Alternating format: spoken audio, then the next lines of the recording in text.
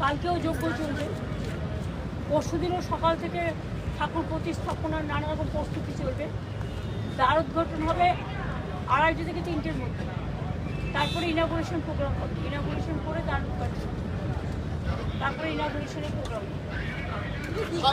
তারপরে এত দ্রুত হয়ে গেল, তার মধ্যে ইয়াস আমফান ঘটলো, তার মধ্যেও দীঘায় এই যে দ্রুত হলো, এই সেদিন বললেন হয়ে গেল, আবেগটা কতটা স্পর্শ করছে আপনাকে? না, এটা সমুদ্র স্রোত এবং সমুদ্রের মধ্যেই তো আমাদের বাংলার সবচেয়ে বড় শান্তির প্রতীক নামধাম, যেটা শান্তি চৈতন্যদেব কত বছর আগে তিনি এই মন্ত্র নিয়ে তিনি অনেকদিন পুরীতে ছিলেন এবং তিনি তার মধ্যে কথাটা বেরিয়েছিল নয়ন পথগামী জগন্নাথ। দীঘায় যেহেতু একটা সমুদ্র আছে এবং সমুদ্রের লোকে বেড়াতে আসে, এখানে একটা তীর্থস্থান হলে পর্যটকদের আকৃষ্ট করে।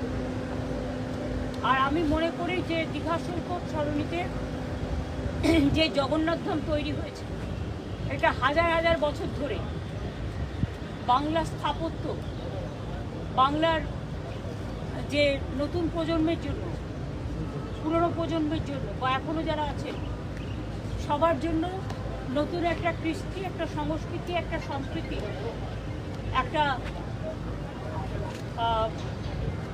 মিলিত হওয়ার, একদিকে আধ্যাত্মিকতা, আধ্যাত্মবাদ, অন্যদিকে সম্প্রীতি, সবারই আহ্বান, এইসব মিলিয়ে মিশিয়ে আমার মনে হয় যারা কাজটা করেছে খুব ভালো করেছে।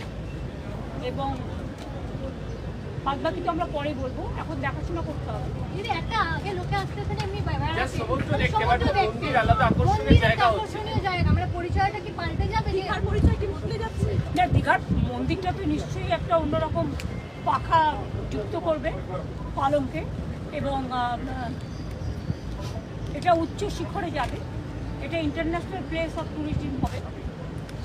কিন্তু দীঘার সমুদ্র চিরকালই, দীঘা আপনারা দেখেছেন আগে কিছুই ছিল, এখন দীঘা গেট থেকে শুরু করে সৈকত সরণি থেকে শুরু করে 7 কিলোমিটার ধরে বীজ তৈরি করা থেকে